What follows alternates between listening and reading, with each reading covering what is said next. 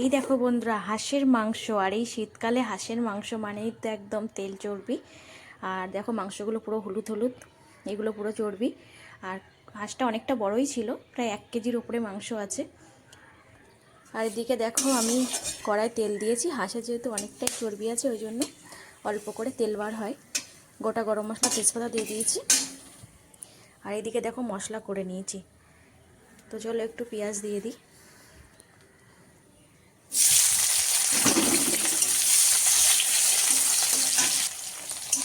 সব পেঁয়াজগুলো দিয়ে দিয়েছি। বড় গোটা দুটো পেঁয়াজ নিয়েছিলাম।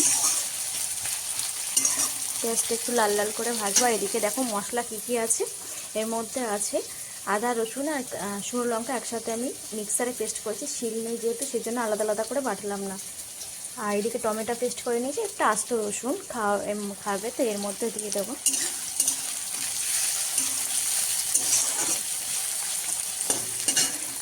এই যে মাংসের তেল বেরিয়ে গেছে, এবার এটা আমি প্রেসার কুকারে দেবো।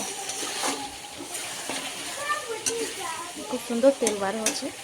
আহা, হাঁসের মাংস, শীতকাল মানে একদম জমে যাবে হাঁসের মাংস। দেখো লাল লাল ঝাল ঝাল গরম গরম হাঁসের মাংস রান্না করব। তো এবার দেখো হাঁসটা কত সুন্দর চর্বি হয়েছে, মাংসটা বেশ অনেকটাই হয়েছে। ঝাল বেটে নিয়েছি, আদা রসুন ঝাল আর টমেটো। আর এদিকে কষাবো, তার জন্য পেঁয়াজ তেলের মধ্যে দিয়ে কষাচ্ছি। তো রান্নাটা সেই হবে টেস্টি।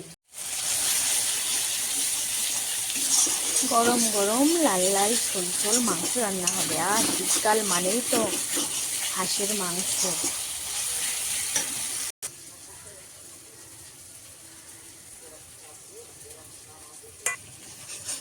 মশলা থেকে তেল ছেড়ে দিয়েছি, এবার দিয়ে দেবো মাংস।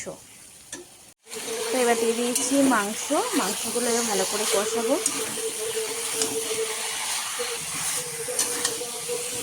উনুনে রান্নাটা সব থেকে ভালো হয়। তো গ্যাসে আমার তো উনুন নেই, গ্যাসে রান্না করছি।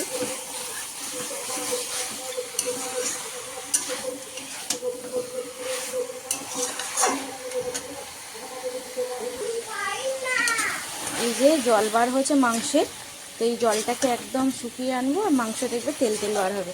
তারপরে মাংসটাকে আমি প্রেশার কুকারে, যেহেতু গ্যাসে অনেক সময় লাগবে, তাই প্রেশার কুকারে 4টে সিটি মেরে নেব। এই যে ধুনো মৌরিটা গুঁড়ো করে নিয়েছি, মাংসগুলো সব প্রেশার কুকারে নিয়ে নিয়েছি। আর এই দেখো 1 মগ জল আমি গরম করে নিয়েছি, এই জলটা এর মধ্যে দিয়ে দেবো। গরম জল দিলে ভালো হয়। এই যে বসিয়ে দিয়েছি, এবার 4টে সিটি দেবো। কারণ আলুটা আমি তুলে রেখেছি, আলুটা কড়াইয়ের মধ্যে সিদ্ধ করব। 1টা সিটি মতন বাকি রাখবো। বাবান এসো, এইভাবে থাকতো রে, চলে এসো। সিটি দেওয়া হয়ে গেছে, দেখো পুরো সর্ষের তেলের মতো একদম লাল টকটকে ঝোল। এবার এই কড়াইয়ের মধ্যে দিয়ে দেবো। আর রাত্রে শেয়াল ডাকছে দেখো। দিয়ে করা ছিল সেই মশলাটা দিয়ে দেব।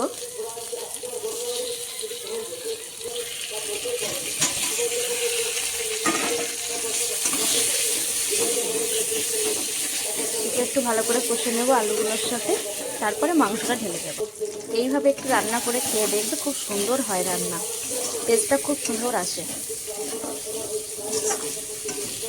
তো এই দেখো মাংসটা ঢেলে দিয়েছি।